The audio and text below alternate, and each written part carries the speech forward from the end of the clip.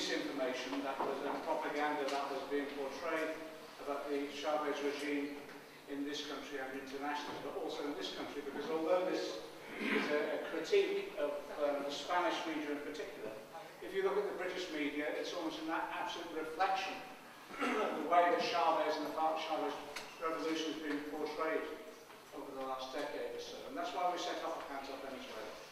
And we were trying to make sure that people understood why was this onslaught onto this media onslaught onto this regime. It's interesting at the end the reference to Chomsky, because in addition to his work on the manufacture of consent, Chomsky wrote a very short book about the title, I think, was What Does Uncle Sam Really Want? And it was a short summary of America's intervention in Latin America, country by country, since the Second World War and the Monroe Doctrine, and how basically the American regimes, I'll call them regimes, use that propaganda term, subsequent American regimes couldn't tolerate any form of outflow of democracy within Latin America itself, because the planners had actually designated Latin America as the supplier of cheap labour and raw materials to the US, rather than any form of common neighbours or partners with any form of powers or democracy. It suited the American regime, therefore, to destabilise any attempt at democracy, to undermine them, to encourage internal coups from the right, and to establish regimes which fed the rich and kept the mass within poverty.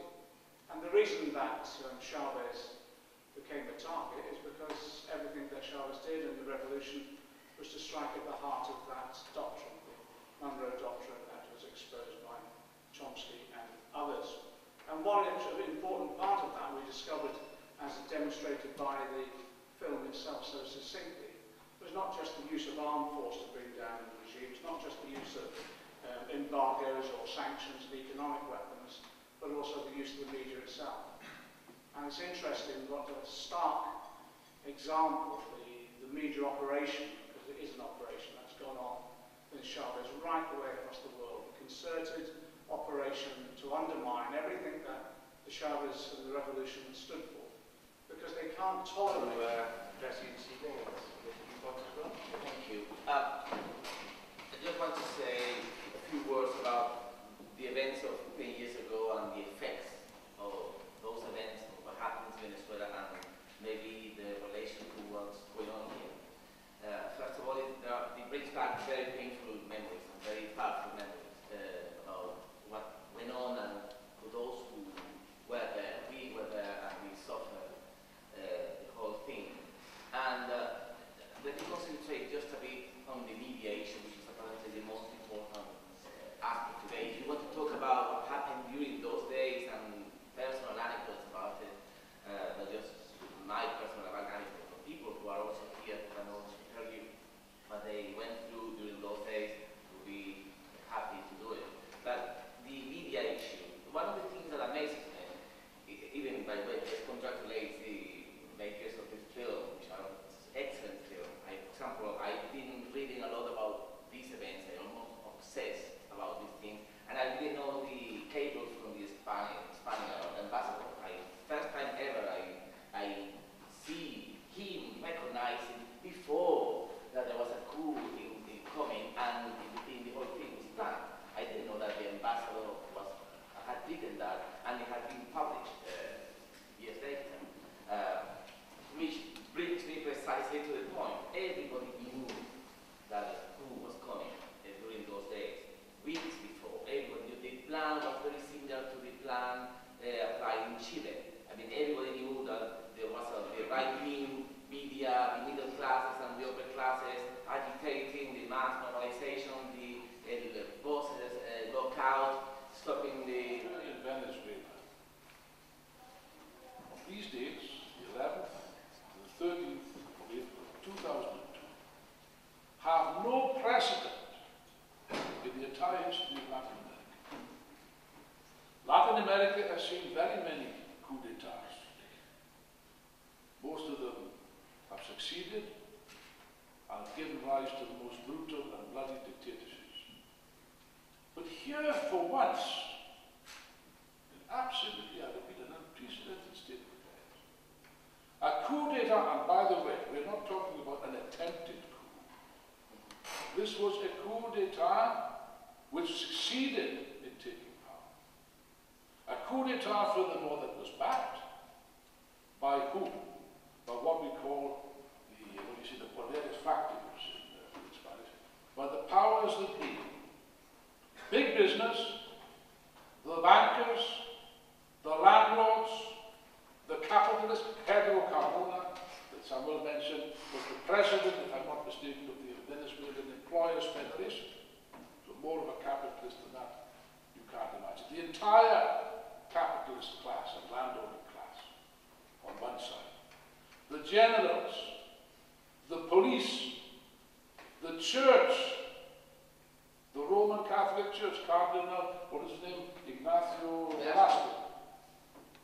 And of course, as we see here this evening, and as the ambassador has very graphically described, the media.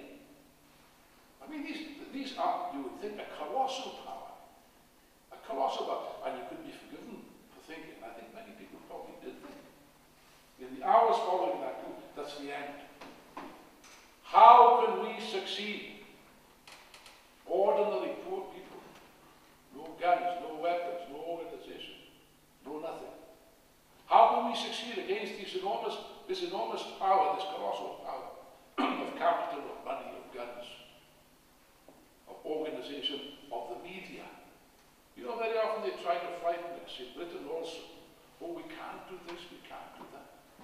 Because look what's against us. Look at the power that is raged against. Yes, of course. It is a colossal power. The power of the media is not to be denied. But you know, as someone hinted at this, I think it deserves enlarging at this point. There is a power, and this is the lesson of what occurred 10 years ago, and it is an important lesson that all of us should begin to try to understand. There is a power in this world. There is a power within society which is greater than any state apparatus, any repressive apparatus, any army, any police force, any press, any television. What is that power? It is the power of the people, the power of the working class, once it is mobilized and organized and on its feet, prepared to fight, to change society. I think that's an important message, perhaps the most important message, particularly that President Chavez has repeatedly stressed, and he's right. You know, there's a danger. Our enemies personify the revolution. It's Chavez, they turn it into a leader, of course. It is perfectly clear, the absolutely essential role that Hugo Chavez has played from the beginning and continues to play. Yes, but one man does not make a revolution. As the president would be the first one to insist. For the first time in the history of Latin America, friends and colleagues, in 48 hours this coup was overthrown by a colossal, a magnificent, a heroic movement from below. And here you have the real motive force of the Bolivarian revolution. At every decisive stage, it's the masses, the people from below, that has determined this. Now, I was present in a meeting, a conference, which is called from Caracas, 2 years afterwards, I don't know, you were probably there, of solidarity, to commemorate the second anniversary of the coup. We immediately formed, but we formed Hands Off Venezuela immediately after recognizing